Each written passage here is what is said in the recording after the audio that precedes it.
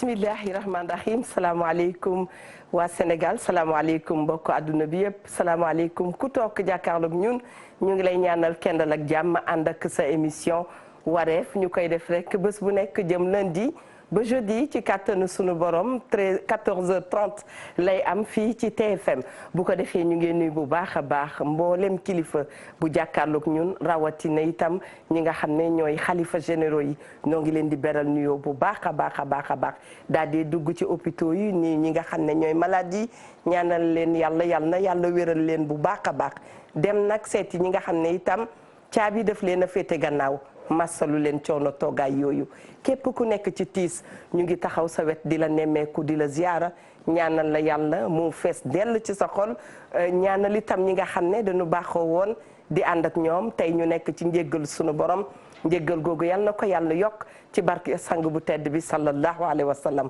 dal leen ak jàmm ci émission bi nga xam ni yéen a ko taamul seen bopp ma baaxoo nag di ci ànd ak ajaratu Mami Linguère Diop ànd ci ak Ndoye Bane tey mu mel ni ñoom nag dañu nekk ci yeneen mbir waaye nag alhamdulilah itam ba ma toogee ak ki nga xam ne mooy Baara l'Africain kooku ku ko xam ne wax dëgg yàlla bu Ndoye Bane dee délégué dara daal Baara la koy jox kon Baara Diop laa koy wooyee ñu ngi koy ziara di nuyu itam soxna Oumou Diagne li tax soxna Oumou Diagne xam ngeen ne bu ñu dee waxtaanee wàllu consommé local dafay baax lool ñu wax ci wàllu cuisine te ku wax cuisine di nga wax dëgg yàlla ci chaîne de valeur bu yaatu boo xam ne ci kanam tuuti moom dina ci indi ay explication laataay dara ma wax Baara salaamaaleykum. waaleykum salaam wa rahmatullah di nuyu soxna Eva maa ngi lay nuyu di nuyu soxna Oumou Diagne. di nuyu Mamadou Ndoye Bane mi nga xam ne moo waroon toog fii te tey mooy 40e jour Papa Ibra suñu Papa Ibra Bane dëgg la di ñaan yàlla yeesal njéggalam ci kawam ak képp ku ko fekk képp ku mu fa fekk di nuyu téléspectateurs yëpp di nuyu waa Altu Ndangal ma di nuyu sama ñaari yaay Mama Ramata Mbodj moom sa soppe la maa ngi koy nuyu mu ngi États-Unis di nuyu ñëpp rek ak fépp foo xam ne ñu ngi ñuy seetaan rawatina Sénégal de l'extérieur mais tey suñu xel day dem ci waa Mali dëgg la ay sénégalais ya fa nekk. fa lañ doon dem yàlla xam na ko. suñu nekkee ci diaspora bi. boo nekkee ci diaspora ba lu mel noonu fekk la surtout ci dëkku Afrique yi. bu lu mel noonu xewee ci dëkk rek sa xel automatiquement day dem ci ña fa nekk. dëgg la mais nag ñi ngi saluer son excellence Birame Mbagnick Diagne mi fa nekk. ambassadeur bi. ak président communauté sénégal fa ne di Sali Samb. vraiment def nañ communication bu am solo. boole ci cadre sénégalais yi ak Sénégal yi fa nekk yëpp rek. parce que li tax mooy lu mel sénégalais yi ne leen na ngeen ci gàttal seen tànk. gàttal ci seen làmmeñ bu leen dem bu leen dikk seen ay sénégalais ngeen. certes yéen a nga biir Mali mais ay sénégalais ngeen. problème mu Mali nañ bàyyi maliens yi réglé ko. mais yéen liggéey moo fi di restez chez vous te ngeen liggéey. ba pare ne leen bu leen partager benn photo bu leen partager vidéo dugg nañu ci ordre ak discipline. voilà vraiment loolu tamit Sénégal dañ ko suivre. ñoom ñëpp moo tax ñu ngi ci jàmm amuñu benn problème. looloo tax bu ñu nekkee il faut ñu fesal loolu ba parents wu Sénégal yi nekk fii xam na seen doom yi nekk foofu. seen xel daal kilifa yi leen booleel tamit vraiment taxawu nañ leen ci côté boobu te ñoom ñooñu ko seedal ñoom ñooñu yónnee ay audio wax ñu ko. kon tamit duñ mën lu du rafetlu ko. ndax bu ñu nekkee ci diaspora bi ambassadeur def lu nak su dul noonu dañuy dal ci kawam. kon bu kenn defee it nañu osé wax ne la mu def baax na. très bien voilà. la mu def baax na waxtaan ba lay neex ña lay déglu bàyyi la nopp te mu mel ni sénégalais yi fa nekk loolu la ñu def waaye nag anga Mali ba dañuy ñaan yàlla rek yàlla dolli fa jàmm bu baax a baax a baax ndax dëkk la boo xam ne ay nit yu intègre ñoo fa nekk nit ñu baax comme dëkk boo dem ci àdduna rek macha allah Afrique daal yàlla na jël ndam li yàlla na jëm kanam yàlla na ñu bokk nekk benn Oumou Diagne ñu ngi lay wax salaamaaleykum. waaleykum salaam Aba. kontaan nañu man maa kontaan di la remercier ci invitation bi. di dellu di la nuyu. di nuyu sëñ Baara di nuyu téléspectateur u TFM yëpp. dëgg la yi ne fii ci biim réew ak yi ne ci diaspora bi. di seet malade yëpp. di leen mastawu. suñu mbokk sénégalais yi nekk Mali tamit. ñu ngi leen di mastawu. di leen wax ne ñu ngi bokk tiis bi ak ñoom. ñu ngi leen di ñaanal. dëgg la képp ku ñàkk ñu ngi lay jaale te di la mastawu. di la remercier ci invitation bi. jërëjëf. consommer Sénégal consommer local la ñuy waxtaanee muy consommer sénégalais. yow itam di nga ci indi wàll bu rëy tey. waaw muy thème bu am solo nag. muy thème bu am solo yaatu lool. waaye man ci wàll bi ma nekkee muy wàllu cuisine. dëgg la wàllu lekk man foofu laay ñëwee. fan yëpp maa ngi suivre di rafetlu yi ngeen def. waaw ndax consommer local dafa large. dëgg la boo ko waxee wax nga thème yu bëree bëri. man en ma qualité de directrice de publication de Délices Magazine.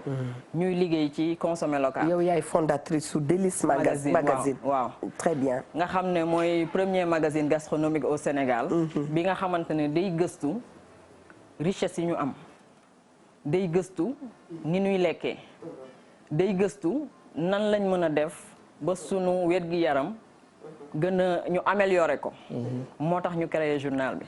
nga xam ne dañuy dem de la terre à la table. dëgg la jël chaîne de valeur bi yëpp.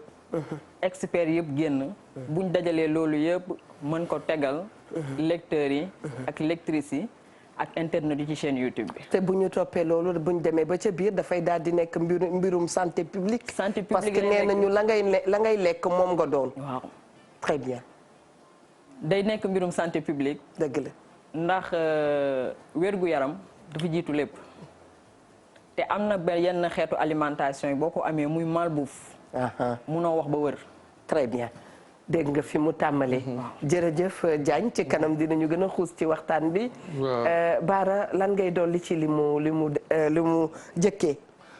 consommer local xam nga nit ki mënul consommer li mu doon. dëgg la te nekkul patriote d'abord. il faut nga nekk un patriote. pour mën a bëgg sa réew. mën a bëgg lépp lu nekk ci biir réew. pour nga mën a consommer local. mais tey su fekkee ne dañu ñëw ci comme wàll gi nga xam ne ci la féetew muy wàllu cuisine. Sénégalais man dama gis ne mën nañoo daw wuti lu ñuy dundee. mais duñ toppatoo li ñuy dundal. xam nga wuti loo dundee. bokkut ak toppatoo li lay dundal. parce que li ngay dundee mooy nga dem lijjanti ji ba am dépense. mais est-ce que dépense boobu ni ñu koy toggee dina la dundal yow. ñun dañuy préférer lekk gu neex ka lekk gu baax. te lekk mën na neex ba pare baax. te ñun nag dañuy préférer que ñu togg lekk gu neex mais duñu xool nan la ñuy def pour am lekk gu baax. léegi nag loolu mooy yow da ngay dem di wuti li ngay dundee mais doo toppatoo li lay dundal ci côté yëpp nag. parce que toppatoo li lay dundal ba ci toppatoo sa environnement toppatoo li lay dundal la. dëgg la kon ñun li ñu war a gën a góorgóorlu que li ñuy rey suñu bopp ci wuti li ñuy dundee noonu lañ war a reyee suñu bopp ci toppatoo li ñuy dundal. mooy li mu wax ne li muy indi buñ ko toppee dafay créer santé publique. wax na dëgg parce que santé publique mooy toppatoo li lay dundal. te yu mel noonu il faut ñu delluwaat ci suuf si. génn valeur yi ci nekk. ñu xool nan lañ koy jëlee indi ko ci penc mi. pour ñu mën ko jariñoo. tey boo duggoon ci àll bi da nga fay gis ay plat yoo xam ne. tey am na yoo xam buñ la ko waxee ñu bëri fii boo leen ko waxee duñ ko xam. ay plat yoo xam ne ñun biñ nekkee ci daara daan lekk ay ceeb yoo xam ne.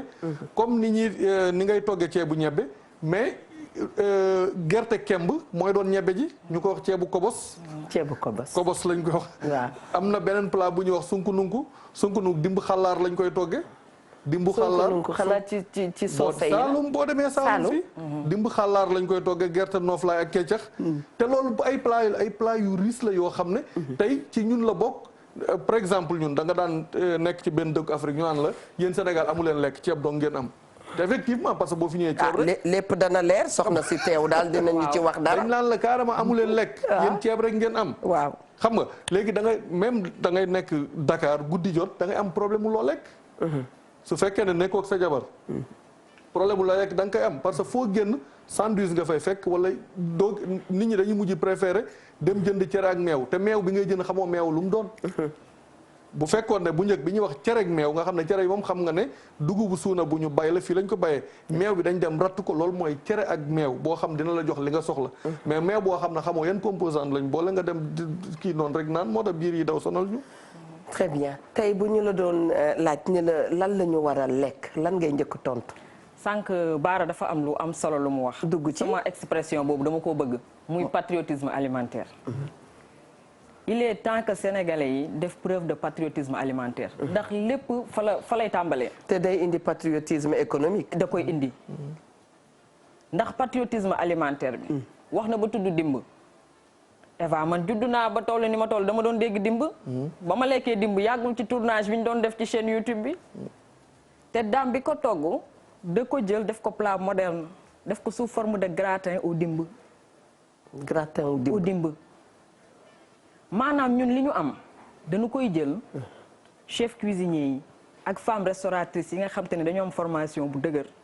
dañ la koy jël transformer la ko en repas gastronomique. nga lal sa table ginnaaw yooyu lañ bëgg lal table bëgg lu tubaabe ba tax ñuy dugg ci restaurant yeeg yooyu. loolu dañ ko mën a am avec nos produits locaux. tey par exemple da ngay ñëw ci riz local. man am naa chef cuisinier bu ma tegal 100 recettes à base de riz local. entrée plat de résistance dessert di ci def ay fondant di ci def lu nekk à base de riz local. loolu la ñu war a def preuve de patriotisme alimentaire. ku nekk jóg ne man damaa war a suqali sama réew.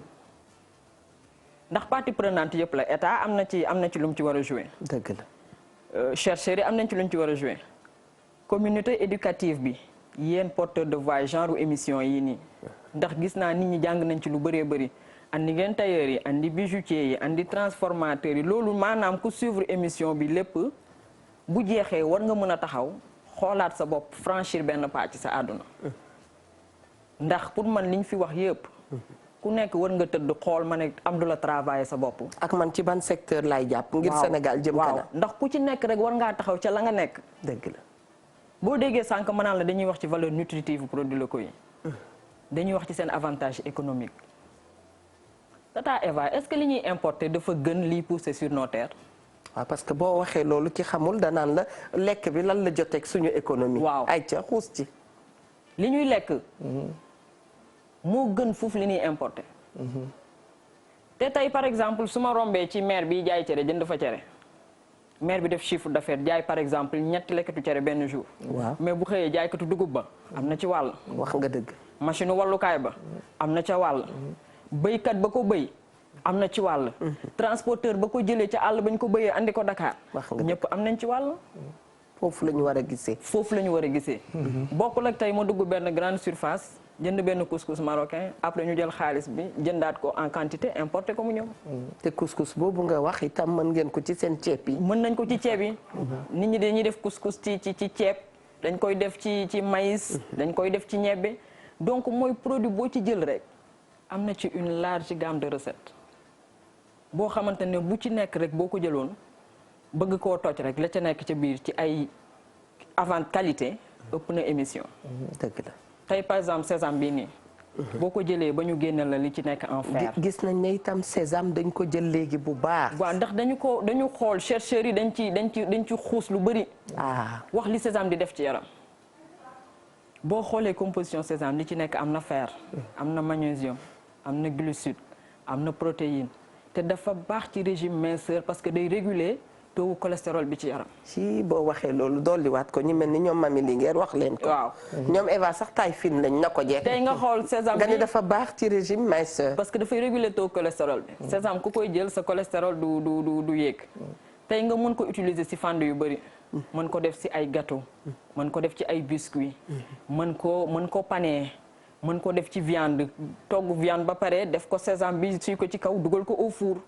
mu nekk loo xamante ne day nekk une alimentation saine day nekk une alimentation équilibrée. ba ci boulangerie gis naa ni mel ni Kumba Cissé. waaw dañuy defaral seen bopp mburu à la maison du pain. def ko pain sésame. yooyu yëpp def nañ ko. ñun def nañ vidéo pain noo koy defaree sa kër. dëgg la. dugal ko ci chaîne YouTube bi ngi ci. def ci ay graines de sésame. foofu la ñu war a toll. wàññi importation bi. très bien te tollu fa baax na ndax jamono bi ñuy waxu confiné Dakar waxu confiné Sénégal. nit ñi tiitoon nañu lu bare. mais ci biir tiit boobu gis nañ ne dundee nañu fi donte tëjuñu ñu bu baax a baax waaye lekk nañ fi sombi dugub gëj nañ koo lekk. sombi gerte. amuñu ko woon ñii defar nañu ay beñe naka beñe dugub te léegi yooyu dañ ko bàyyi. même dugub bi mën nga ci def lu bëri. même au delà de beñe bi mën nga ci def keek bi ngay def ak farine. mën nga ko def ak dugub bi. jël sorgho bi def ci keek. def ci graine de sésame. donc ñaar ñooñu boo ko cumulé jël vertu dugub bi. jël vertu sésame bi mu def lu bëri sa yaram. kon d'accord loo ak ñu naan Sénégal ceebu jën rek la ñu am. d'accorduma. très bien. voilà waaw parce que ak li mu expliqué ñu delloo la kàddu gi balaa delluwaat ci moom expliqué da ngay gis ne kon. variété am na mais ñi ko xam bariwul. loolooy problème bi. voilà problème mu communication moo am. te loolu mooy objectif u délice. très bien dañuy dem fa mu gën a soree xool la fa am ñu génne ko tegal leen ko sur le plat variété bëri na lool sax mais même bu variété amee des fois façon wu toggin bi yàq même bu fekkee sésame bi am na njëriñ parce que dégg naa rek benn paa mu ne ceebu jën buñ ko toggoon niñ ko war a toggee ngeen amul plat bu ko gën a riche mais dañ koy yàq niñ ci toggin bi keroog maa ngi la ko mën leen Eva da ngeen a yàq façon toggin parce que genn wàll gi yëpp mënuñoo togg il faut ñu wuti ay supporters ci biti supporters yooyu ñoo leen di jàppale ba yàq lañ doon def Ndoye Bane da koy wax nee na góor ñëpp yomb nañ ndax togg yi ngeen ñuy jox Ndoye Bane toujours mu wax ko te façon togg yooyu dafa yàq lépp mais te nañu wax ne xëy na Sénégal mais boo génnee ci sous-région bi ñoom ñu ngi lekk céréales bu baax a baax ñu ngi togg seen toggi dëkk bu baax a baax c'est que boo génnee ci dëkk yooyu moo tax ñoom ñu ñuy wax yéen amu leen lekk parce que ñoom dañu fonk xam nga ñun li ñu uteeg ñoom dañ ne soo demee ci kaw gi ngay lekk gu baax ñun ñu ne boo ñëwee ci taax yi ngay lekk gu baax lekku kaw gee ma gënal de parce que ñoom loolu la ñu gëm parce que ñoom dañ ne lekku kaw gi dafa naturel lépp dafa naturel foofu te da nga fay am lépp lu bees nga lekk mais boo ñëwee ci kaw gi lépp dañ ko importer indi ko xamuloo kañ lañ ko defar xamuloo lii xamuloo composant yi ñu boole même donte bindal nañ la ko ñoom liñ la bindal rek nga mën a lire ñoom loolu lañ gëm moo tax dañ naan da nga ci gis ñoom dañ naan bu weekend damay dem village pour mën a lekk gu baax d'accord da ngay gis sax ko an sama maam toggal ma lekk wala sama yaay toggal ma lekk gu baax cuisine grand-mère mais Bara li mu wax noonu ci ceebu jën dëgg la Sénégal ni ñuy toggee ceebu jën baaxul diwlin bàyyi njëkk sens foofu damay ñëw ci méthode de cuisson yi parce que da ngay togg ak diététicienne bi mu ne la diwlin pour sensé est-ce qu'on a besoin de 3 heures de temps wala 2h30 ak jot nu mu manqué pour defar benn togg déedéet tey nga ñëw ci diwlin bi plus mu sens day dem ba day produire ay substances cancérigènes tey boo rombee yor kër yëpp a bokk bruit diwlin bi cas nga sensal ko ba mu ñëw nga ñëw diététicienne bi ne la ceebu jën comme li nga wax léegi dafa riche mais ça dépend ci ni nga koy toggee jën bi ak légumes yi ñoo war a ëpp ceeb bi jën bi ak légume bi ñoo war a ëpp ceeb bi mais malheureusement Sénégal da ngay gis ku sóor 3 kilo ceeb wala 2 kilo ceeb teg ci 2 tëll yu ndaw benn carotte benn kii te ak légumes aussi dafa am nuñ koy toggee ndax njaayee ni bare waay ceeb bi moo leen amal solo moo leen amal solo ceebu jën waaw léegi non seulement ndawal bi du doy mais aussi légumes yi dañu koy togg ba du amati vitamine le phénomène baaral ñu sant si de mel ni Mia. waaw ña ngay jooy nee nañu xam nga légume ak jën bi tam mënul suur kër yi mag yi. loolu lay xalaat moom. waaw loolu nga yokk légume bi. parce que des fois légume bi day am solo. c'est que boo demee si yeneen dëkk yi da nga gis ne ñoom am na ci légumes yoo xam sax duñ ko togg. dañuy togg ceeb bi ba pare am na légumes yoo dañ koy xaw râpé rek. daal koy booleeg ceeb bi noonu lañ koy lekk carotte beeg yenn kii duñ ko sax togg. ba fa la vitamine bi di génne. voilà ñoom duñ ko sax togg. méthode de cuisson bi ci gën. mooy cuire à la vapeur baxal. vitamine yi day des si biir. boo waxee cuire à la vapeur. mooy ñu ko xamul mooy ñu tey ko. par exemple ngoon nga defar sa reer nii. jël quelques légumes tey ko. xaw ko sauté teg. mu nekk ci diggante ñor beeg bañ a ñor ngay jam muy xaw a kii. fa la vitamine yi di nekk. mais boo ko jëlee baaral ko benn di nga gis ku ñuluk ci nam 13h tey xippi baaral ko ba 14h30 la koy sóor. kon loolu mooy waral nit di togg poêler yenn légumes yi pour ñëw rajouter ko parce que foofu la vitamine yi di nekk. d'accord boo ko baxalee lu yàgg di nga teg nag nit ñi dinañ lekk biir yi dina fees. waaye la yaram ba soxla. valeur nutritive ya yaram ba soxla. perdre nga ko. d'accord mooy toppatoo nga li ngay dunde mais li lay dundal. waaw toppatoo woo ko. te nag boo toppatoowul li lay dundal. di nga dem ba doo mën a utiti looy dundee. foofu la problème bi nekk. foofu la problème bi nekk. kon foofu am na problème. waaw foofu am na problème. parce que Eva malbouffe bi dafa dem ba dafa commencé sonal nit ñi. tey ceeb nit ñi sénégalais amul ku mën a toog ne la dinaa toog 1 semaine wala 10 jours lekkuma ceeb donc dañu waroon xool ni ñuy toggee ceeb. pour bénéficier ci le maximum ci valeur nutritive bu ceeb bi. dëgg la mais chaque jour booy lekk ceeb te ni nga koy toggee amul benn valeur nutritive. sa yaram am na lu muy manqué. te bu yàggee day dem ba andi yenn feebar yi. te bu andee yenn feebar yi. la ngay dépenser pour faju. tey boo ko yokkoon ci cin li xëy na doo feebar. dëgg la xam nga benn jour dama mus bëgg a togg bëgg a togg ceebu jën boobu maa ngi Nigéria. ma def lépp ba pare aw ma ceeb. sóor moo des awma ceeb. xanaa sànqal nga uti. léegi ma am fekk maa ngi am ay sànqal. léegi ma jël sànqal bi. daal koy sebet daal koy dugal si micro-ondes ba mu xaw a. mbete kuy togg laaxu bi sax. voilà gis nga bi ñu ko sóoree mu nekk genre mbaxal. léegi sànqal bi ñu yónnee woon yëpp mujj togg ñu ko laax lépp loolu lañ ko mujj di ko togg parce que. recette génn. voilà c'est que tey mu nekk affaire boobu man dama ko sentir que ne dafa riche te jëluñu ko woon daal dañ ne nañ essayer rek. dëgg la. mais biñ ko defee. mu jigi sànqal bi ñu yónnee woon yëpp defuñu ko laax loolu lañ ko mujj togg. très bien xam nga dinañuy dee gis ma wax ko bu fi mami nekkoon feelu ma ree jigéen ñi balaa léeg-léeg ñuy perte suñu temps ci bañ a def dara mun nañu créer ay groupe de cuisine. ci biir koñ yi ci biir gox-goxaan yi. jàngal xale yi gën a ndaw yooyu yëpp est-ce que nekk na programme boo xam ne yéen a ngi ciy bàyyi xel la Diack la Linguère ñu ngi koy nuyu ndax moom itam ku mel noonu maa ngi fàttaliku ba ñuy nekk lycée Vanvo moom ci la commencé woon di def ay groupe cuisine am. waaw groupe de cuisine yi am na yu am. am na yu existe déjà yoo xamante ne ñun des fois dañuy liggéey ak ñoom dañuy invité ci yenn yi. ndax cuisine boo xoolee weccante xalaat la rek. dëgg la. ñu ci bëri ay artistes lañ li mu wax nii li Baara wax nii ñu ci bëri dañ koy def. dëgg la créé waaw récemment benn chef neewoon na ma dañu dem mu ne ma damaa def benn gâteau ba dem ba ci biir ba dara desul lu dul dressé aw ma semul bi ma soxla woon. lan la def. gerte noflaay. mu suy ci gerte noflaay. mu ne ma gerte noflaay laa def kenn sentiruñu ko ba ñu lekkee ba ñëpp dem. laay doog wax sama supérieur ne ko gerte noflaay laay def. pour te dire que cuisine. da ngay innover. mais da ngay oser parce que même ceebu jën bi muy wax nii ak sànqal bi. waaw bu ko sóoroon ak brisure de maïs mooy dàq ceeb bi. nga togg sa ceeb ba mu normal war a def ceeb. waaw nga def brisure de maïs.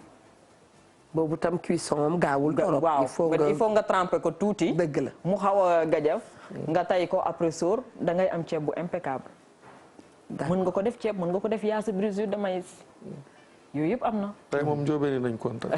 waaw kon mën ngeen a wootee ci 88 628 22 22 88 628 04 05 ku mel ni soxna Mia xam naa ne dafay kontaan ndax moom itam lu jëm ci cin rek daf ko soxal lool. ñu ngi nuyu bu baax a baax Kumba Dieng ma nga nekk ca États-Unis Wudi itam mi ngi ñuy suivre ma nga nekk ca London xale yooyu yëpp ñu bëgg togg la ñu léeg-léeg ñuy togg seen xeetu supp kànja yooyu. waaw ñoom dañuy bëgg yooyu. waaw ñun produits locaux yi ñu bëggoon nga wax ci tuuti lan lañ ci war a gën a mën a lekk. Eva. naam ñun problème bi ñu am mooy. waaw dañuy dem sax bay am problème mu titre. maanaam ndax produit boo ci jël def ko thème du mois.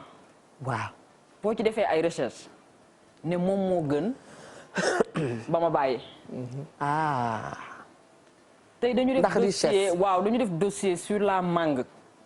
danoo yéemu ba tuddee ko l'or est dans la mangue noonu lañ ko titré woon. l'or est dans la mangue. ñu def dossier sur le miel. descendre sur le terrain agronomie wax diététiciens yi wax ñu ne le miel est un don du ciel. c'est sûr. ñu ñëw ci sésame bi tamit. mi ngi nii ñu tuddee ko un vrai trésor nutritionnel. c'est-à-dire boo ci jël dafa am ay vertus yoo xamante ne. da nga naan bii moo ci gën. moo tax buñ ko équilibré. di jël produit yëpp ndax bu ci nekk rek li muy def rek ëpp na émission.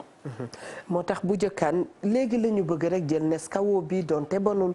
jël leneen ak leneen du ma tudd tur waaye bu jëkkaan da nga daan gis maam day jël citronnelle bi defal la ci kenkiliba def yeneen ak yeneen rat ak yooyu. léegi dañ koy sax nam. waaw da ngay dugg ci kër bëgg a ndekkee kenkiliba doo ko gis. marmite ba daan tege ci kaw taali dem ba nga xam ne gannaaw gi day ñuul. mu miin ko ci fond bi marron. sunu jus naturel yi du moromu jus yi ñuy imposé. bu ci nekk boo ko jëlee. sama diététicienne nee na ma buy. c'est 8 fois plus riche en vitamine C que orange. 8 fois. 8 fois te ñun foog nañ ne dem jëndi benn brigu jus d'orange dafa am ay produits chimiques ci biir. du produit naturel. wax nga dëgg. tey nga toog sa kër defar sa jus buy xëy le matin def ci sa verre dem. tey nga jël par exemple ay nebedaay vertu yi ci nekk. man saqat lu ma sonal bu ma infusé nebedaay naan ko pérénance. lu mu la sonal soo jëlee nebedaay infusé ko naan ko pare nga ci. jus d'orange ba ngay jëndi boo jëlee benn agrumoire teg ko ne nii pressé jeex pressé orange naturel bi nii dara gënu ko. sunu orange local bi benn fukki dërëm nga am ko. pressé ko naan ko jeex na. parce que Eva gis nga soo descendre sur le terrain bañ jox la chiffre exportation yi. waaw nee naa loolu rek war na tax ñun sénégalais yi ñu taxaw xam ne li ñuy exporter en quantité ña koy jël dofu ñu gis nañ ci dara. tey boo jëlee mangue parce que ñu ngi ci defoon dossier en 2018. ñu dem waa ministère du commerce nañu en 2014 ils ont importé 6000 tonnes de mangue.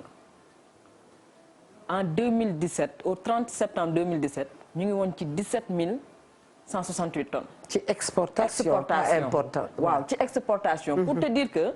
produit yi dafa bëri valeur nutritive ba nga xamante ne ñun ñoo ko sàgganee mais ñoom dañuy ñëw di ko jël si fii en quantité di ko yóbbu. loolu rek war naa tax ñun quantité ni ñu koy yóbboo ñu taxaw ni ñii lan lañ ci gis ba di ko yóbbu. te moo ne ñi mel ni Eva léeg-léeg dañuy coow ne suñu yëf yi baax yëpp dañ koy yóbbu itam bu fi desee sax mën nañ koo bañ a jënd. duñ ko jël mu yàqu loolu tam waaw baara. su fi desee duñ ko jël xam nga ni su fekkee ne yow foog nga ne liy jóge sa biir réew dara baaxu ci. liy jóge feneen moo gën. mais ñi nekk fële xam nañ ne li ngay bañ sa biir réew moom la ñuy dem. defar ko indi jaayaat la ko lu gën a seer li ñu leen ko jaayee woon. muy si lu mën a doon nag ñun des fois da ngay gis ku naan saabu yi jóge dëkk sàngam tey boo leen defee boo defaree livre bi ñu ne diw livre bi mu defar bi jógee Côte d'Ivoire wala bi jógee Mali. moo leen di gënal kii bi mu defar. te kii bi mu defar dafa dëppoo ak ñun li nga xam moo am fii ci Sénégal.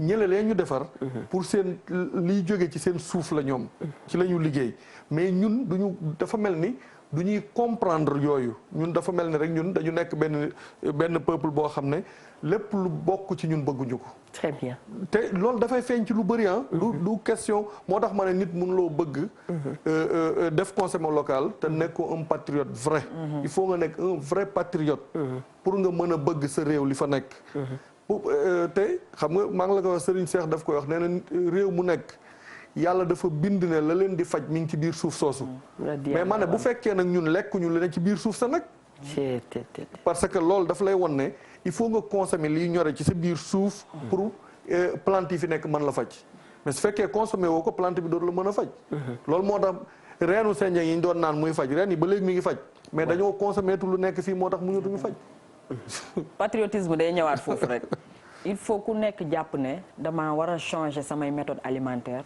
ku nekk jàpp ne loolu nga wax nag am na solo waaw te ci jamono boobu la ñu nekk ndax feebar yi ngi gën a bare mi te dañu jékki-jékki mel ni rôle grand-mère rôle ni ko xale di waxee grand-mère grand-père dafa dellu si waat ba ci wàllu yar xale yi waaw mi ngi ñëw nag ndànk-ndànk xam nga dafa doon ne nit mënul am yenn habitude yi pendant 25 ans 30 ans nga xëy rek ne ko bàyyil mais nit ñi ñun ñi nekk ci secteur bi on s'est rendu compte que nit ñi ñu ngi changer méthode yi alhamdulilah mi ngi ñëw nànk-nànk ndax da ngay def yenn article yoo xamante ne def ko ci yenn produit yi wala diététicienne bi wax yenn yi ñun dañuy jot feedback dëgg la dañuy jot ay lecteurs ay lectrices yu ñuy bind est-ce que mën nga maa boole diététicienne bi est-ce que doo ma ko laajal lii est-ce que doo ma ko parce que des fois da ngay gis benn diététicienne day jël benn produit wax li muy faj fekk yow yaa ngi traîner feebar boobu ndax ñoom bu ñu jëlee produit bi ba génne les vertus dañ lay wax li muy faj même côté peau sésame bi da ngay wax ñu ne la après huile de sésame bi mën nga ko lekk kon mën nga ko def sa diwu yaram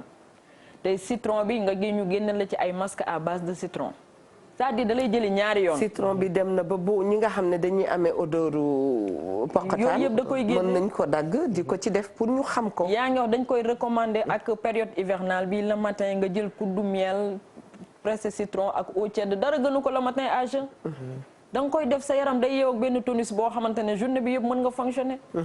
bu la neexee nga mën nga togg sa fonde ndekkee ko. mais sénégalais dem jëndi croissant ci pâte feuilletée bu niin boobu noonu moo leen gënal nga togg benn fonde. yaa ko tudd de ñi mel ni Eva. dafa gras en fait. waaw c'est-à-dire bañuñu sax nit ñi lekk ko ndax man mii dama koy lekk. mais dëkk ci di ko lekk. nee naa sénégalais vrai patriote. warul xëy suba ba ngoon jot. te lekkul local wala mu sol local. lekkul local wala mu sol waaw man duma xëy suba ba ngoon jot. te laaloo touche waaw lii bii veste bi local la daal lii local la bijou bi local la waaw. très bien gis nañ ne da ngay liggéey aussi ak diététicien yi lu bare bare. waaw ñoom itam léeg-léeg ci seen wax ñu ngi ñuy wax ne bu benn fruit amee nañu fexe ba lekk ci ba mu doy. lu ñuy bëgg a wax foofu. waaw parce que fruit bu nekk dafa am vertu te fruit bu nekk par saison la. maanaam la nga manqué woon ca weer yee mën nga koo remplacer.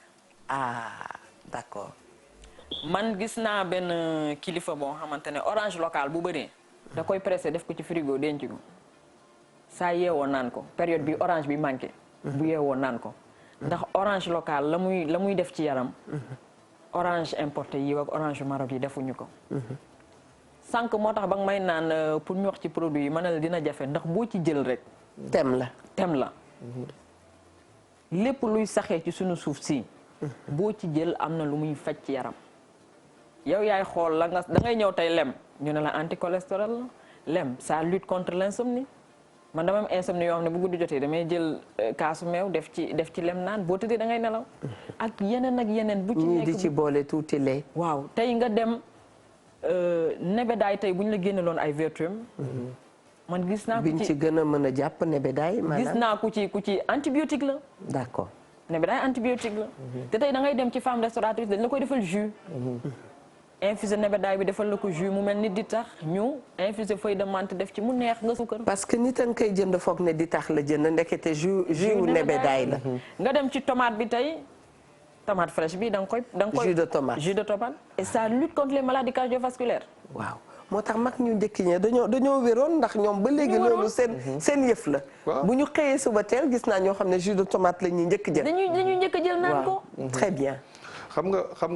merci beaucoup. je vous en prie. benn jour dañoo ñëw benn semaine d'immigrants bu ñu ñëwoon fii bi ñu ñëwee hôtel bi ñu nekk. bi ñu xoolee lekk yépp amu fi benn plat sénégalais. bi ñu paree boobu président Wade moo fi nekk bi ñu nekkee ci salle bi di wax man leen lii mënul encourager yenn immigrés yi bëggoon ñëw investir ci agriculture. parce que gis nañ ne li ñu consommé fii lépp amu fi dara lu jóge Sénégal. te ñun bitim réew lañ nekk dañ foogoon bu ñu ñëwee fii da ngeen ñuy tegal ay plats sénégalais. yoo xam ne ñun namoon nañ ko sax au moins. mais ñu ñëw ngeen tegal ñu ay plats yoo xam ne ñun moom la ñuy gis fële. ba pare li ngeen produit légumes yeeg yëpp da ngeen ko importer. amul sens parce que ba pare ngeen ñi encourage pour ñu ñëw investir ci agriculture loolu du encourager nit ñi. pour ñëw investir ci agriculture parce que da nga naan su ma ñëwee bay li ma bay dañ koy bàyyi sama loxo toujours da ngay dégg ñi nekk ci ñaay bi di ko kaas ñenn ñi di wax. te yéen tamit jigéen ñi. ñii dañuy góorgóor bay ba bëgg a dee ngeen ne seen légumes yi dafa bëri ndox ak seen nangam bàyyi ko fi da ngeen préféré dem jënd beneen loolu tamit kenn xamu yéen seen affaire kenn xamu ko tey vertu yi ngay wax nii yëpp moo nekk si biir suñu légumes ñoo nekk si suñu suuf bi tey boo ko génne woon jox leen ko ñoom Eva ñii duñu ko toggal parce que boo waxee dañ naan ñu sobla bi dafa bëri ndox légume bi dafa def nii dafa def nee dañuy préféré dem jënd beneen boo xam nekk dañ ko importé te pourtant légume boobu ñuy bañ ñi ñu wax ne ñoom ñooy indi bu baax bi ñoom buñ ko gisee jël ko yóbbu mais kon léegi fan la affaire bi nekk ci patriotisme rek ci patriotisme bi rek mais encore jigéen ñi yéen tam ñu ci bëri yéen seen doom yi jàngatu leen togg parce que amu leen temps bi toogu leen pour jàngal leen togg xam nga xale yi mënatuñu togg bu da nga ciy gis ku dem ba sëy te mënul togg ah bu ngeen toggee il faut ngeen uti ay supporters lu ne ngeen def ko ci pour togg bi neex man nag booboo may rek xam nga ami doon doy ban noo def mu dugal ci lu ci bokkul dañuy wut ay supporters waaw buñ ko amul jaaxle bu ngeen ko amul jaaxle da gis koo xam day teg marmitam waaw woo ku mel ni Maram Diagne na ko dimbali ma nangam laay togg de waaw dina woo fukki nit pour ku nekk wax ko ku nekk ne ko def ci nangam de léegi nag mu boole ci dul jeex bu nga gis gars yi da ngay góor ñu bari seen biir yaa ngi toll nii ñu foog na dañuy ay patron fekk duñu patron li ñu leen di jox ñuy lekk baaxul li ngeen di togg baaxul il faut ngeen déglu ñu mel nii ñu génne leen li nekk ci ngeen togg bi ni mu ware di ko jox nit ñi ñu lekk parce que ñun mënuñoo dang-dangay wuti li ñuy dundee te li ñuy dundal yéen toppatoowu leen ko très bien Diagne loo ci dolli mi ngi ñëw loolu laay wax sànq waaw ne méthode yaa ngi changé nànk-nànk c'est un travail de longue haleine il faut ñu def nànk ndax lu fi yàgg la mënoo xëy tey rek dindi ko ñun suñu méthode pour dindi ko mooy nit boo ne lii baaxul da nga koy teggi tegal ko ne ko lii ba baax bul toggee nii dellu sil bu nit waxee dara dama ko naan na ci delluwaat boo ma nee lii baaxul na nga fexe ba tegal ma leneen lu may sukkandiku xam nga tey bu ma ñëwoon sa kër fekk la nga war a defar sa ay légumes di ko baxal ma ne ñëw ne la baxal bi baaxul rek génn dem da ngay continuer sa baxal dëgg la damay naan la bu ko baxal dindi ko nga cuire ko à la vapeur.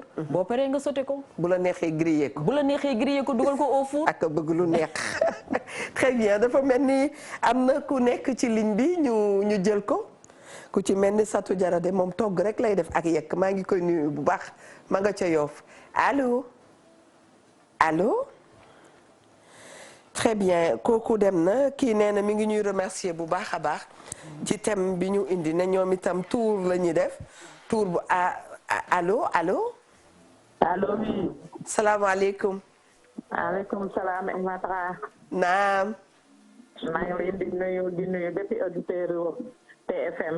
ñu ngi lay fay bu baax a baax. di nuyu Oumou Diagne moom nga invité noonu.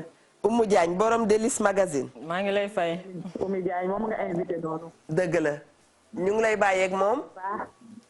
man la Maymouna Diouf présidente union nationale des femmes restauratrices. allo tata Maymouna. su ma paree ci ñoom laa jëm. allo. allo Oumou. waaw tata. Oumou maa ngi lay nuyu bu baax Oumou. maa ngi lay fay Diouf maa ngi lay ziar bu wér. maa ngi rafetlu émission bi. jërëjëf Diouf.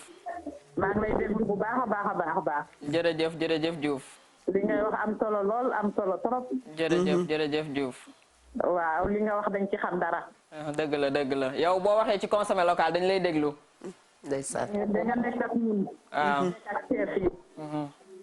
nekk ak agriculteurs yi nekk ak transformatrices yi. dëgg la. kon loo ci wax rek ak nutritionniste yi. dëgg la Diouf. kon loo ci wax rek Eva war na ci teg loxo. dëgg la Diouf.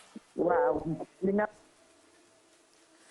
très bien moom dem na waaye ñu ngi nuyu itam bépp jigéen restauratrice bu nekk ci Sénégal ne ñoom itam ay jàmbaar la ñu dinaay dégg sax léeg-léeg am ñu wax ci traiteurs yi mais traiteurs yi tam bu ñu fi nekkul woon dara du dox.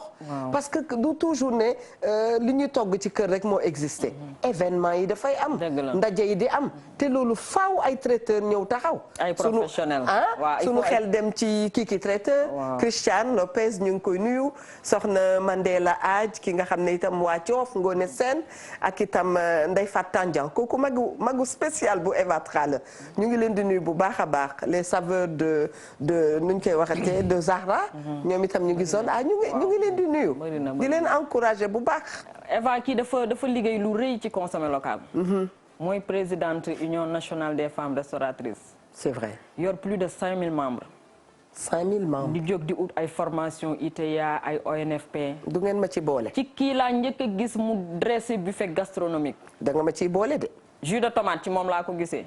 ngeer ci moom laa ko gisee. gratin de dimba bi may wax tout à l'heure moo ñëw togg ko. chapeau. fan yee dama ko recommandation bu neex.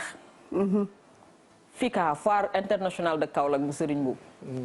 ñu ngi leen di féliciter tamit. mu dem togg fa lu doy waar à base de produits locaux à base d'arachide. entrée plat de résistance dessert.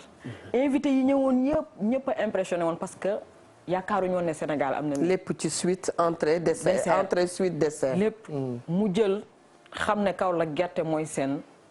base. yëpp mu defal leen ko à base d'arachide. macha allah yaa ngi koy wax sànq foofu la ñu toll. parce que tubaab mënul jógee dëkkam ñëw Sénégal nga koy jox ay foie gras wala blanquette de veau ak ñoom saumon caviar yu kenn xamul. da ngay ñëw. ñu jël ñun li ñu am. defal la ko benn repas gastronomique te hôtel yi ñu ngi ciy def ay jéego. ndax dem naa Île du Saloum. ñu def fa ñeleng ak baase bi 1 heure. tubaab bi di ci lekk comme c'est pas possible. loolu fierté Sénégal la. dëgg la. mu leer na tey ñëw nga ci dëkk boo xamante ne ñoom génne nañ seen richesse. génne defal la ko repas gastronomie bien dressé defal la ko assiette tegal la sa table tegal la ay jus locaux au moins boo demee nga mën a taxaw ne Sénégal am na lii. waaye mënoo jógee sa réew la nga fay lekk. nga ñëw Sénégal ñu joxaat la loolu. dëgg la te muy dëgg. du yoon. te muy dëgg. te ñu am loo xamante ne tey bu ñu ko génnee. man je sais que ne gastronomie sénégalaise parce que ay chef a ngi fii dem di jëli ay trophée di ko andi yu mag. en 2017 xale bi jël concours international gastronomique bi fii la jógee Sénégal. muy chef Ndéla. dem représenter Ndéla Sagne dem représenter Sénégal dignement ñëw décroché c'est-à-dire ñooñu la ñu war a jàppale. état ñii la war a jàppale fësal leen. te na nga ci taxaw cuisine dafa nekk léegi métier boo xam ne bu noble bu ñëpp soxla. ni ngay gisee cadre tey nga dugg ci administration ñu ne la ñii ñooy nangam ak feneen ak feneen. noonu ngay demee ci wàllu cuisine fekk fa vraiment des patrons dans la cuisine. ñun dañu am rubrique bu tudd portrait du chef. des fois chef ba nga toog waxtaan ak moom parcours am gën a riche yow sa parcours. chef bu nekk fii bac plus jàng fii dem à l'étranger utiwaat xam-xam kooku bu ñëwee dafay maîtriser gastronomie. c'est vrai yéemu am lay jël. tey da ngay gis chef boo xamante ne day jël war a def benn recette boo xamante ne ma ngi ko jàngee fee war ko def ak vin rouge. non bisaab bu xonq bi lay jël remplacer ko ak vin rouge bi. te bu ko yàkkee da koy réussir. macha allah. war a jël yenn semul yi yenn farine yi yenn kii da koy jël remplacer ko gerte noflaay bi. foofu la Sénégal toll foofu la ñu war a taxaw. kon ku xamul daal. léegi nag ñi ñu xam ñun. lañu war a génne jàppale leen encourager leen. ba citoyen lambda bi. am accès à l'information. yokk ci te di fay cuisinier yi. ndax ñoom itam ñu sonn la ñu lekk saay. surtout seen ndorteel day metti salaamaaleykum. waaleykum salaam tata Aïba. Ajaratu. man la Aïcha je suis chef cuisinier. Aïcha man dama bëgg nekk sa xarit. kon jeex na. très bien bismillah ñu ngi lay déglu. waaw dama gis ngeen di wax ci consommer local. te man je suis chef cuisinier dama am fierté trop di dox ci consommer local. allo Aïcha yow rek la ñuy déglu. d'accord léegi man damay def sax ay émission Facebook am nañu page Facebook sunu gastro. ay live chaque lundi. di invité chef cuisinier leen tamit di leen ñaax pour ñuy togg di proposer seen ay patron ci hôtel yi ci carte yi ñuy proposer pour ñu siy dugal. gastronomie sénégalaise. parce que dama ci def ay recherche te xam naa dama fier ci sunu gastronomie dama fier ñun li ñu am. maa ngi vraiment dama kontaan ci émission parce que damay bëgg toujours ay thèmes yoo xam ne ci consommer local lay doon. dëgg la. parce que man dama gëm ne ñun am nañ loo xam ne ñoo ko moom. bu baax. te ñun cuisinier dañ ci am part de responsabilité. dañu war a jaay li ñu am. te buñ koy jaay ñëpp a ciy gagné ndax béykat bi daf ciy gagné. état bi daf ciy gagné ñun tamit dañ ciy gagné. dëgg la chaîne la. waaw loolu moo chaîne la ñëpp a ciy gis seen bopp. ndax ñun dañ ci am combat boo xam ne ñu ngi koy mëne. te vraiment comme genre plateau yi daf ñuy neex torop ñu ngi ciy invité au moins ñuy mën di wax li ñuy def parce que ñu ngi def liggéey bu am solo ci consommation. pare gu ñu de xam naa ne naka lañ koy waxatee consommer local. pare gu ñu ko. dañ ciy def ay jus di ciy defar ay affaire bari ay gâteau et tout. d'accord. nga xam ne loo xam ne nii daal vraiment dafay jariñ ñëpp. am gastronomie bu riche pour man tubaab bi jógee extérieur du ñëw il n'a pas besoin de retrouver les mêmes plats yi muy bàyyi dëkkam fii nii. vrai day ñëw pour découvrir ñun li ñu am. te ñun li ñu am gastronomie ci la bokk. gastronomie moom dafay jaay sa dëkk da tourisme dafa bëri façon tourisme gastronomique dafa am. am na tubaab yi voyage dans le monde uniquement pour lekk kese. pour saveur waaw dëgg la. saveur kese moo leen tax a jóg. c'est vrai.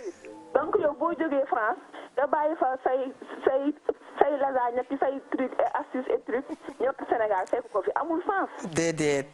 proposé ko suñu ceebu jën bi proposé ko maafe proposé ko mbaxalu Saalum papa ngurbaan bi ñu am. bu baax mu xam ne ñun lii la ñu am ñu fier si mais complexe bi moo ñu xaw a sonal ba. boo jógee France ñëw si hôtel yi da nga fiy retrouver la même chose. donc vraiment thème bi intéressant na trop vraiment kontaan naa ci tam femme bi nga nekkal ak tonton bi tam maa ngi leen di féliciter bu baax. mi ngi tudd Oumou Diagne da ngeen di fexe link bi gën a dox mu gën a yaatu. macha allah foofu la jamono toll waaye chef yi tam ñu ngi réagir bu baax a baax alors chef yi góor yee ci ëpp wala jigéen ñee ci ëpp. waaw góor yee ci ëpp nag bu njëkk ba boo. jigéen ñi ñu ngi buuxante ñu ngi buuxante. parce que man am na benn mois de mars ma doon wër chef bu jigéen. waaw mais da ngay dem ba ci biir gis ne tey jigéen ñi dañuy xëy nekk cuisine suba ba ngoon. waaw man damay gis jigéen ñi te dañ ciy boole seen liggéey dañ koy jox àqam. jigéen ñi ñu ngi def chef yu jigéen ñi. ñu ngi def ay recherche yoo xamante ne ci consommer local. di créer ay recettes yoo xamante ne. te li ma ci gën a neex ñoom seen recette dañuy jël dañ koy def tradi moderne dañ koy jëlee fii ci réew mi. defal la ko dressage boo xamante ne. tubaab bi bu ñëwee day kontaan. ñëw nga ci lu am solo dressage bi. dressage bi dafa am solo. dafa am solo. dressage dafa am yoon des fois nga gis ku jël assiette duy ko ba mu fees assiette dafa am creux am rebord am débord da ngay gis ku duy ba duy débord assiette bi. amatoo foo jàpp sax. waaw da ngay gis plat boo xam te ne des fois dañ la koy dressel day rafet ba doo ko bëgg a lekk. c'est vrai. jël suñu tomate yi jël suñu poivron vert jaune rouge bi dagg ko teg ko nga am les couleurs nationales. loolu rek boo tegee assiette bi ça parle. dagg étoile teg ci. nga xam ne lii. nga jaay sa dëkk. drapeau Sénégal la. c'est vrai. recette bi doogay ñëw.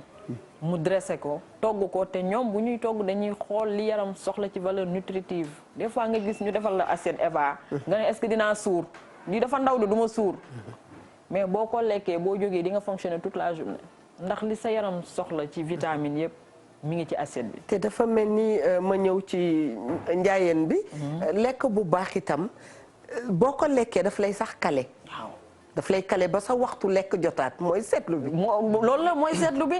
c'est-à-dire ñoom boo xoolee dañuy xool li yaram soxla dañuy xool assiette bi ne la war na am glucide.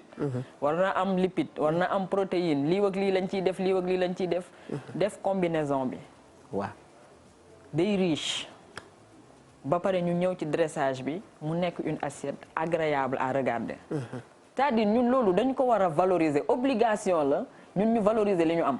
dëgg la ndax li ñu am bu ñu ko génnee du ñu neex a daan de. jeex na li ñu am bu ñu ko génnee du ñu neex a daan Sénégal am na ay chef tey ñu ngi leen di sargal bu baax a baax ci émission wareef fu ngeen mënti féete nag am na itam chef yoo xam ne c'est des Sénégalais ñu ngi nekk à l'extérieur nekk ci hôtel yi mag yi di liggéey bu jaar yoon macha allah occasion la man ma nuyu leen nuyu occasion la ay vas-y ma nuyu leen remercier leen sargal leen dëgg la muy chef cuisinier yi muy femme restauratrice yi ndax man dama jóg ak sama idée mais du ma chef cuisinier du ma restauratrice du ma agronome waaw buñ ci taxawuloon am même vision bi jóg pour mener le même combat dëgg la damay am problème contenu c'est vrai mais dafa mel ni ñoom ñoo ma gën a bëgg lii sax très bien chef yi ñoo may topp naan ma ban thème ngay def ban thème te thème boo leen wax ñu génn la ci ay recettes yoo xamante ne day jéggi dayoo. su ma ko waxee mooy maanaam ñoom Mansour Dieng ni ñu doon toogee def tey benn magazine. def ci super coof yeeg événement yi xew ca Dakar yëpp ñu namm loolu ba bëgg a dee. kon moom icône sax la moomoon autant pour moi. yow loolu nga jël yow itam def brochette ak galaxie ay cuisinier ay chef ak ay togg yu dul jeex nga dugal ko fii. waaw loolu laa gis parce que Sénégal dañu xool ne presse bi comme ni nga ko waxee. dafa large diversifié. am nañ culture am na économie am na people am na mode. mais lu tax sénégalais yi mënuñu woon am journal. buy wax ci wàllum gastronomie. yow maak mi yaa ñu ngi ñëw toogal foofu rek di nga am ay concurrents yu mat sëkk. ñëw leen man loolu laa bëgg waaw dañuy ñëw ngeen ko ci constat boobu laa demee. très bien. ne ñun dañu am richesse yoo xamante ne lu tax. ñiy créer ay magazine di def people di def mode. vie privée jàmbur yoonu kenn nekku ci. ah kon paparazzi yi nag seen affaire du dox. waaw mais lii xam nga lii dafa amal njëriñ. solo dafa amal njëriñ askan wi dëgg la. ndax man tey par exemple man mii jàngee naa ci lu bëri. ndax lu ci bëri xaw ma ko woon. man damay yeewu rek des fois ma toog rek laajte waa ministère de l'agriculture. maa ngi leen di nuyu au passage. di nuyu le ministre en personne. di nuyu tout son cabinet. dëgg la parce que dafay promouvoir le consommé local. bëgg liggéeyam lool. day promouvoir entrepreneuriat jeune. day promouvoir entrepreneuriat féminin. parce que dañu ma jàppale ci lu bëri. lii secteur la boo xam ne investir naa ko xamuma ci lu bëri. d'habitude su ma jëlee thème ñoom ñoo may orienté. boole maag seen agronome yi. dëgg la gisal telle personne boole maag transformatrice yi gisal telle personne ñoo lay jox contenu. boo paree nag nga gis diététicienne bi mu génne valeur nutritive yi. nga dem ci chef yi. des fois ñu lay génnal ay recettes yu doy waar. nanu jël keneen maa ngi doon jéem a wax ak Mia waaye dégguma bu baax salaamaaleykum mbokk mi ci ligne bi. bisimilah. waaleykum salaam wa rahmatullah. ñu ngi sant yàlla bu baax. ñu ngi ci jàmm. dëgg la. waaw boo mu ne yokk bu baax rek kàddu gi ñu dégg sa baat dafa suufee. dëgg la. c'est très c'est intéressant. yow ban secteur nga nekk da nga ci bokk wala. waaw bokkuma si nag bokkuma si mais dama def ma kii. da nga bëgg sa réew. waaw français bi surtout mi wax sànq si jus kii bi nebedaay bi. waaw. nebedaay bi dégg naa chinois yoon fu ñu ko gis dañ koy fàq def seen i dugal seen i saak. léegi nag bëggoon naa moom mu développé parce que mu wax ni si yeneen kii njëriñ nga parce que ñun fii bari nañ ko trop mais. très bien ñu bàyyi la ak moom. waaw. sëñ bi na nga def. tontu ko du ñàkk mi ngi lay dégg bëgg na daal nga dolli ko ci astuce yi. ak yooyu waaw nebedaay bi tey mën nañ ko togg ay recette mën nañ ko def ay sauce. mën nañ ko def ay mbuum ndax dafa bëri ay vitamines. dëgg la. da ngay dem sax bañ naan la anticancérigène la. nga dem ñu naan la antibiotique la. te tey maladie infectieuse yi dafa bëri. des fois nit yaa ngi doxaale ak maladie infectieuse te xamoo ko. bëri na ñuy doxaale ak maladie infectieuse xamoo na yor nga maladie bi. léegi yow booy utiliser nebedaay bi de temps en temps dina faj maladie bi te doo yegg sax hôpital.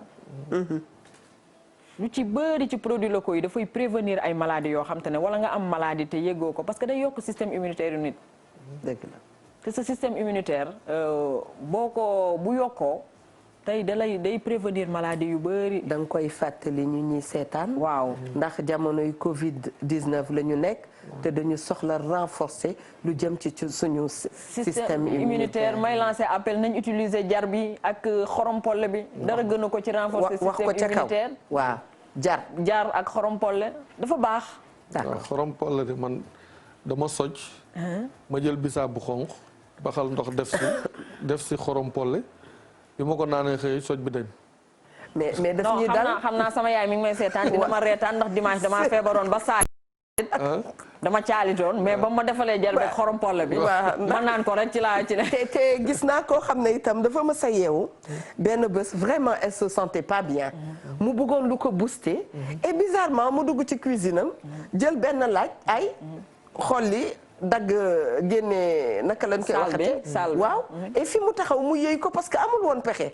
mais ci saa si mu mel ni dañ ko jox ay coup de fouet. dafay renforcer système immunitaire loolu tax ma ne la boo ci jël rek. d'accord boo ci jël rek mat na émission. mais fekk nag il faut ngeen ñëw si niñ koy togge mu nekk añ ñu añ ko ci biir kër gi waxuma ay repas ay recettes yoo xam ne pour hôtel yi wala tubaab yi wala nangam. parce que ñun li ñu intéressé. mooy li ñuy dundal ci biir kër gi. muy añ bi. boolu añ bi nan lañ war a changer. ba mu gën a riche ci li nga xam ne ñun moom la ñu am ci suñu réew. mais su fekkee ne comme plat yi ngeen di expliquer ni su fekkee ne pour hôtel yi la wala gan yi ñëw ñu jaay leen suñu réew. parce que togg man damay gis ne ci day wane culture réew da lay wan sa identité parce que tey soo demoon Canada wala beneen dëkk nga ne cëpp.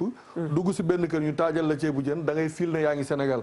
mais soo fa defoon 10 ans lekkoo ceebu jën day mel ni wala nga nekk Sénégal fi sa toog. une semaine lekkoo ci day mel ni dafa am lu la manqué. kon na ñun li nga xam ne ñun moom la ñuy dundee muy suñu ñàmbi yi carotte bi ñu am yi fi gën a siiw yooyu il faut ñu xam lan moo ci nekk ak nan lañ koy toggee ba biir kër gi ñun buñ ci añee nañu xam ne li ñu togg li ñu lekk bu baax la. certes am na mooy li ma lay wax am ñoo xam ne lekk bu neex la ñuy préférer que lekk bu baax mais mën nga lekk bu neex ba pare nekk lekk bu baax léegi nag ci yii ñu am ñun en attendant nan lañ ciy mën a demee. ba keroog comme ni nga wax rek. comme petit à petit la ñuy changer ba encore restaurant yi yaa ngi ciy wax femme restauratrice boobu war nañu wax ci restaurant yi tamit soo duggee ci marché yi am na restaurant yoo xam ne vraiment service d'hygiène war na dugg ci marché yi moom kay semaine bii di ñëw dañ ciy dugg waaw non service d'hygiène dafa war a dugg ci marché yi xoolaat am na restaurant yoo xam war nañ leen a xoolaat parce que da ngay dugg ci restaurant yow boo si duggee mooy da ngay waaru te yooyu dañ ko war a xoolaat te waruñu jël façon toog parce que nit ñi dañuy liggéey mais du da ngay liggéey ba fi ngay liggéey nu la neex non nu la neex fi ngay liggéey nu la neex lay mel wala du la neex ngay togg jox ko nit ñi loolu tamit lu ñu war a seetaat la parce que tamit tey loo leen mën a expliquer loo leen mën a wax nit ñi dañuy naan dañuy liggéey dañuy daan suñu doole nangam wala kii da ngay jënd benn plaatu 500 yomb na mais na nga ko lekk mu baax ci sa yaram baax ci sa wér-gi-yaram loolu tamit lu ñu war a seetaat xanaa da nga bëgg a wax léeg-léeg benn awa day jaay jël diwlin bi dana ko saafee fukki yoon ak juróom-ñaar pomme de terre ya saafee ko leneen ak leneen saaf ci crevettes yi saaf ci jën ba pare jël ko saafee ko yooyu yëpp dañu koy gis aussi xam nga nga lekk mu teew a dem loo gis dafa am day am professionnel. am amateur. vrai. tey su ma yeewoon nii rek ni damay ubbi restaurant te aw ma benn formation mën naa togg rek rosi naa ñaari ceebu jën ca kër ga nit ñi lekk ko ne neex na suba nga yeewu gis nga les vraies restauratrices. elles sont réunies autour d'une association. ITEA da leen di former li ñu war a togg li ñu war a jaay la ca war a ne hygiène. te muy dëgg. dañuy am ay formation ONFP. xam nga tey kooku boo ko formé dara ñorul leen lu dul seen togg boobu. kooku tey boo ko formé mu génn ak diplôme am. bokkul tey ku yeewu rek. teggi benn natt rek. ubbi benn cantine ci bopp koñ bi jàkkaarloog benn garage taxi ne dafay jaay añ. mais war na am organisateur te mooy état. waaw loolu état la. te ba léegi ñu seggi ndax ñooñu nga tudd noonu am na ñoo xam ne tey soxna Daba Diop ñu ngi koy nuyu dañ la naan dara dugaluma ci togg ci def traiteur lu dul passion wu cuisine. kon ki passionné sax mën na am noo xam ne du ko defee itam. waaw mais ñu ci bëri loo gis nit am passion ñii dina leen jaral ñu dem fay jàngi. ma ngoog ñii mu jaral leen ñu dem gëstu ji. dëgg la ndax man mii journal bi passion wu ma ci dugal. mais ba ma demee ci passion bi au-delà de la passion daf ma jaral ma def ay recherche di def ay investissement di wàcc di seet ay agronome doo fi gis lenn lu ne Oumy Diagne ko signé article bu nekk bu ko agronome bi signé wul. waaw transformatrice bi. wala chef bi. ndax du sama domaine. waaw passion laa ci am. yëg nga ne yëngal nga dëkk beem am na ku ñuy laaj fii man ndaw si jaaxal na ma tay fiin la de nee na batañ se naajo ak jaxato. waaw fuñ ko mën a dugal. fu dul batañ se da nga koy griller. ban recette nga ñu ciy jox. batañ se mën nga ko def aubergine grillée. batañ se da nga koy def jus. aubergine grillée. waaw léeg-léeg nga def ci vinaigre. def ci vinaigrette mariner ko. waaw. mën nga ko jus batañ se dara dàq ko Eva.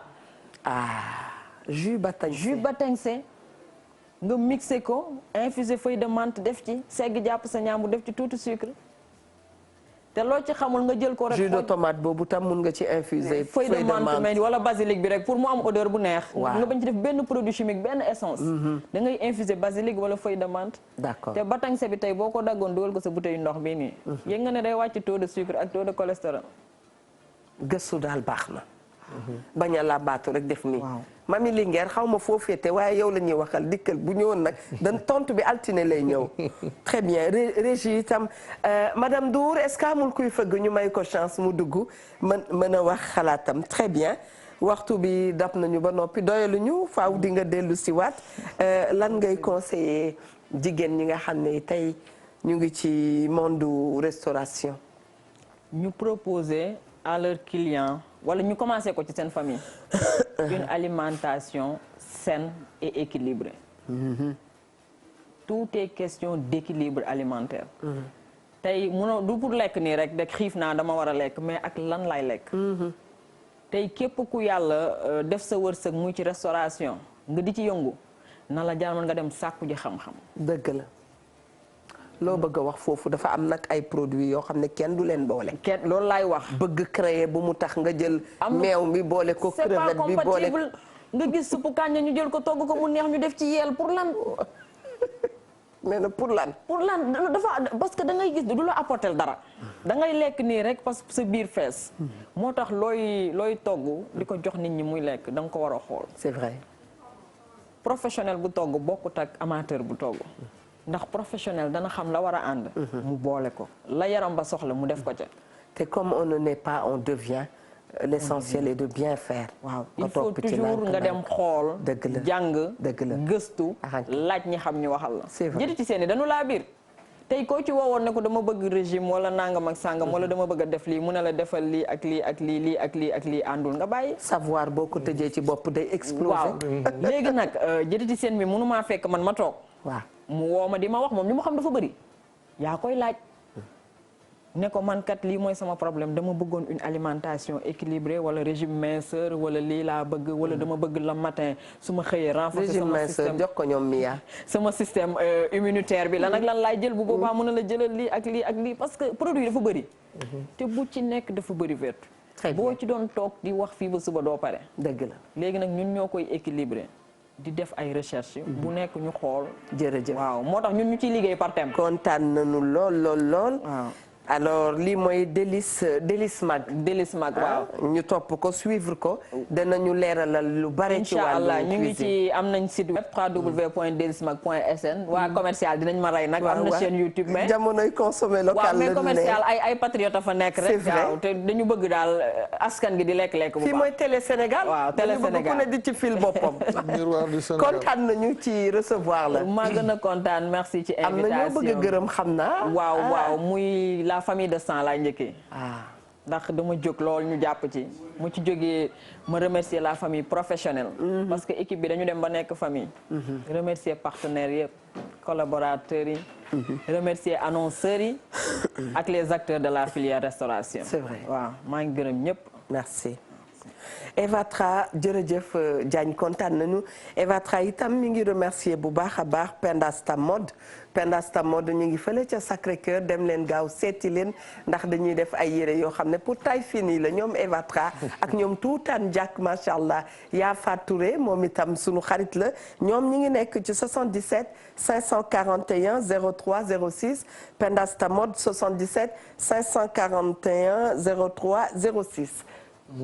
waaw ñu ngi remercier waat rek ñi doon bàyyi xel ñëpp soxna madame Diagne ñu ngi koy remercier bu baax di ko encourager tamit te xam ne li mu nekk am na solo di wax ne sénégalais yi nañ ko suivre tamit te xam ne nit bu nekkee ci di bay waaram ci penc mi lu am solo dañ ko war a jàppale bàyyi ko xel di nuyuwaat ba altu ndàngal ma sama ñaari yaay maa ngi leen di nuyuwaat di leen ñaanal yàlla à travers ñoom maa ngi ñaanal ñëpp rek. waaw di ñaanal. lépp nag en respectant. les mesures barrières gestes barrières yi bu ñu ko fàtte. di ñaanal rek di ñaan yàlla mi nga xam moo fi wàcce Covid bi. yàlla moom rek moo ko fi mën a jëlee ñaan yàlla mu jëlee ko fi. di nuyuwaat sama maam waa kër maam El Hadji Bara Diop fii ci kër Mamour Thiès maa ngi leen di nuyu ñoom ñëpp. di nuyu. fépp foo xam ne rek sénégalais mi ngi fi ci biir réew ak bitim réew di leen bàyyi xel ñoom ñëpp tamit comme ñoom dañuy wettali ko émission bi di nuyuwaat inspecteur Ndoye Bane moom tamit di ñaanalaat suñu papa Ibra Bane yàlla yërëm ko tey jéggal ko te xare ko àjjana tey waxaale mami Linguère na liggéey si loolooy wax ji bu altine bu dikkee mu tontu bu ñu neexee fay suñu micro kon mbokku téléspectateurs yi gis ngeen ko jigéen yi nga xam ne ñoo nekk à travers le monde entier te cuisine soxal leen loolu kon bàyyi leen xel bu baax a baax consommer local ndax dafay gën a baaxal seen togg macha allah Mali yal na fa yàlla dolli jàmm dëkk yi nga xam ne yëpp dañoo wër yal na yàlla defal leen jàmm ne léeg-léeg sa kër mbokk buy boy nee nañu buy lakk na nga gaaw bokk ca ña koy fay ne lu yàlla xam doy na yal na nu yàlla suturaal Mia Ndour merci à toi merci à ton équipe Alioune Diagne di leen jox rendez-vous suba di leen togg yi neex togg bu neex nag du ne rek dafay neex waaye la cay dugg moo war a am solo Sophie mi nga xam ne ñun itam yàgg nañ ko am ci télé bi ñu ngi koy sargal bu baax a baax ndax xale la boo xam ne bu bëgg liggéeyam chef cuisinier yëpp Eva Tra daal nee na seen xarit la kon nag affaire à suivre à demain incha allah.